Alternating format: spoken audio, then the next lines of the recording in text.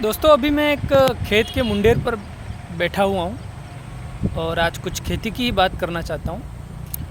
आज से 10,000 साल पहले गेहूँ को ये तय नहीं करना होता था कि उसे कहाँ उगना है, या भेड़ को ये तय नहीं करना होता था कि उसे कहाँ चरना है, लेकिन अब ये सब तय होता है और उसे तय करते हैं हम। तो बात हो रही है खेती की। तो खेती की जो शुरुआत है वो दरअसल आज से 10,000 साल पहले हुई फर्टाइल क्रिसेंट नाम की जगह पर। ये जो जगह है वो वर्तमान जो इराक है, जहाँ पर दजला और फरात नाम की नदियाँ हैं, और सीरिया का कुछ हिस्सा है, फ़लस्तीन का कुछ हिस्सा है, लीबिया का कुछ हिस्सा है, वहाँ पर जो एक चंद्राकार क्षेत्र बनता है, वहाँ पर खेती की शुरुआत हुई। खेती की शुरुआत में वहाँ पर एक और बड़ा फैक्टर है जो उस क्षेत्र के लिए वरदान साबित हुआ। वहाँ पर कुछ ऐसे एनिमल्स पाए जाते थे जिनका डोमेस्टिकेशन किया जा सकता था, जिनको पालतू बनाया जा सकता था। तो दो चीज़ों की शुरुआत हुई। एक तो हमने पशुओं को पालतू बनाना शुरू किया और दूसरा हमने खेती का आविष्कार कर लिया। अब खेती के आविष्कार के साथ एक बहुत बड़ा परिवर्तन हुआ कि जो हमारे पूर्वज जो खानाबदोश थे, शिकार के तलाश में जगह जगह भटकते थे, वो अब एक जगह झुंड बनाकर रहने लगे।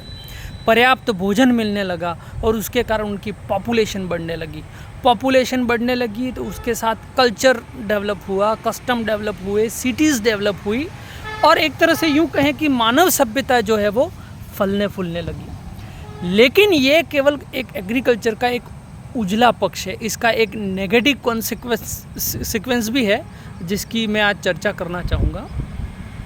नो डाउट कृषि की जो क्रांति है वो हम इतिहास की सबसे बड़ी क्रांति मान सकते हैं, लेकिन कुछ जो साइंटिस्ट हैं वो उसको इतिहास का एक सबसे बड़ा धोखा भी मानते हैं। कैसे मानते हैं? चलिए पहले मेडिकल साइंस के नज़रिए की दृष्टि से देखते हैं। जब हमारे पूर्वज खानाबदोश थे, जगह जगह भटकते थे, अलग अलग चीज़ें खाते थे, तो उनकी डाइट में अलग अलग तरह के न्यूट्रिएंट्स आते थे।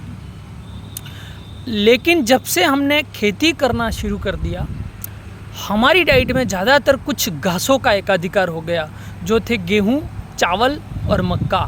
एक ही तरह का हमें न्यूट्रिशन मिलने लगा, जिससे कहीं ना कहीं हमारा डाइजेशन जो है और हमारा जो माइंड का डेवलपमेंट है, उन सब पर कहीं ना कहीं इसका इफ़ेक्ट ज़रूर पड़ा है। दूसरा कि खेती में जिस घास ने सबसे ज़्यादा, मतलब हम कहते हैं कि हमने फसलों को और पशुओं को पालतू बनाया, लेकिन वास्तव में उन्होंने हमें पालतू बनाया।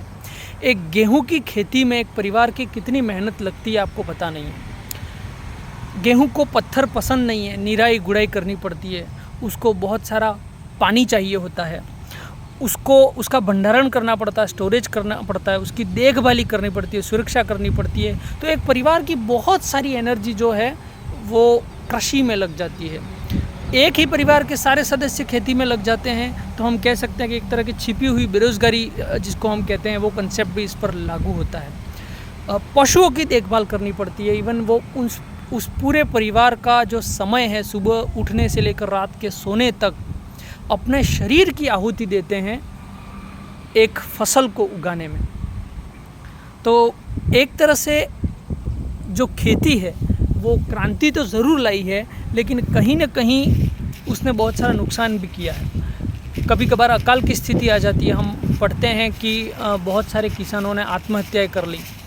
तो खेती जो है हम उसको क्रांति कह सकते हैं, लेकिन एक तरह से ये इतिहास का सबसे बड़ा धोखा भी है।